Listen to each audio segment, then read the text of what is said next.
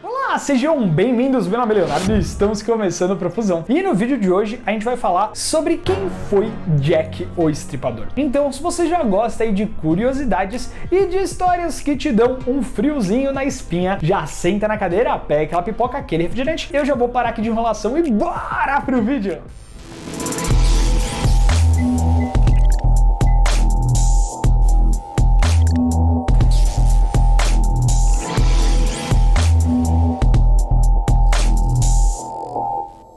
A identidade de Jack o Estripador foi ao longo de mais de um século uma grande incógnita, apesar de sua história de assassinatos ter se popularizado e se tornado conhecida por muitas pessoas ao redor do mundo. Porém, para entendermos melhor tudo o que aconteceu, temos que conhecer a fundo o local da história.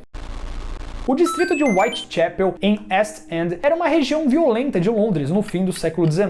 O assassinato de prostitutas já era um crime relativamente frequente antes de o Estripador inaugurar a sua trajetória de mortes em 1888. Ele sempre agia em becos escuros e vazios. E, além de violenta, East End sofria com racismo e xenofobia, especialmente contra judeus, o que motivava depoimentos que incriminavam inocentes. Aliado a altas doses de superstição e considerável ignorância, a investigação foi um desafio. O ator Richard Mansfield virou suspeito só porque atuou em uma adaptação teatral de O Estranho Caso do Dr. Jekyll e do Sr. Hyde, livro que narra crimes cometidos na cidade.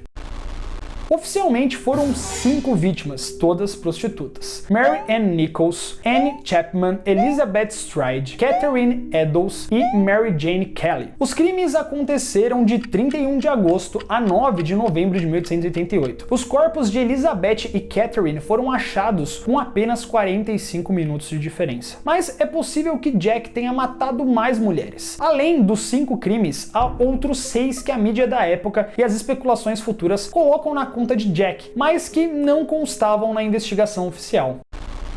A primeira dessas outras vítimas foi Emma Elizabeth Smith, morta em abril de 1888. A última foi uma mulher não identificada em fevereiro de 1891. O método de Jack era bem definido. Em geral, as vítimas apresentavam mutilações no rosto, abdômen e nos genitais, cortes profundos no pescoço e remoção de órgãos, como rim, coração e útero. Todos os crimes foram cometidos à noite, sempre aos fins de semana. À medida que o número de casos aumentava, as mutilações ficavam mais agressivas. Jack usava provavelmente facas e instrumentos cirúrgicos, mas jamais uma arma foi encontrada na cena dos crimes, só um misterioso avental. 2 testemunhas disseram ter visto o assassino. Elas o descreveram como um homem de pouco mais de 1,60 m, bigode e jaqueta. Em vez da cartola eternizada na ficção, Jack usava um chapéu Deerstalker, típico modelo usado por caçadores ingleses. Uma das testemunhas afirmou que ele parecia um estrangeiro, mesmo sem ter visto o rosto dele.